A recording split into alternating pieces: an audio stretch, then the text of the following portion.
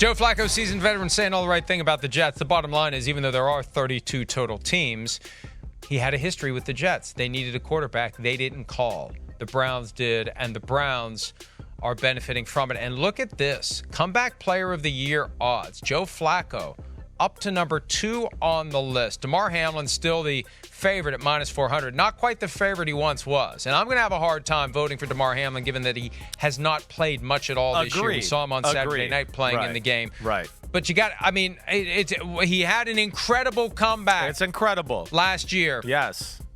Almost 1 year to the day from what happened to him on the field in Cincinnati.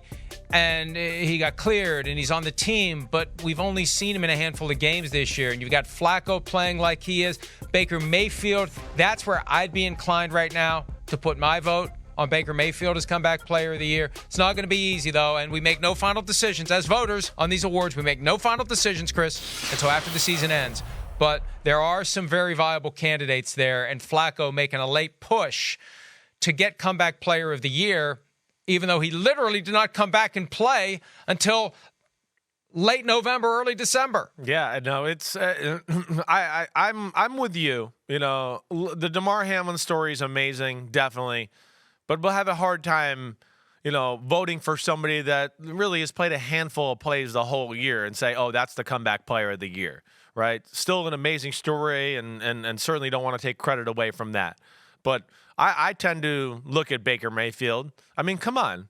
Nobody thought Baker Mayfield, most of the public in the NFL world, you know, there was a lot of them that didn't think Baker Mayfield should even be a starting quarterback, which I think we both agreed was wrong, right? Again, it's another one with like, let's look at the team and not blame just one guy for the whole crap of the team, right? Oh, wait, now he's on somewhat of a good team, and he looks awesome. And they're playing through him. I mean, as we talked about a few weeks ago, you've brought it up. I mean, they got away from the run-first attitude, and they finally went, we can't run it. We're going to have to throw with Baker Mayfield. We got some receivers. Let's do it that way. And they flourished under that, you know, identity. So I'm certainly leaning Baker Mayfield in that category. Joe Flacco, Matthew Stafford, you know, they would be other guys I certainly would think about in that conversation.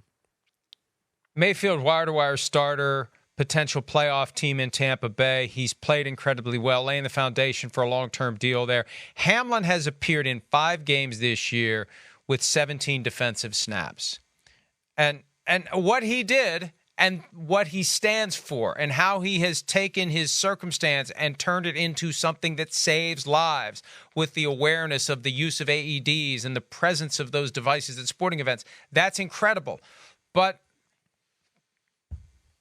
it's 17 snaps may not be enough. Right, don't forget on DraftKings Sportsbook this season, new customers can bet $5 and pocket $150 in bonus bets instantly, plus all customers can get a no-sweat same-game parlay every day. Download the app and use the promo code PFTLive when you sign up. DraftKings Sportsbook, the crown is yours. Hi, it's Mike Florio. Thanks for watching PFT on YouTube. Hit subscribe for the latest news and analysis from Pro Football Talk.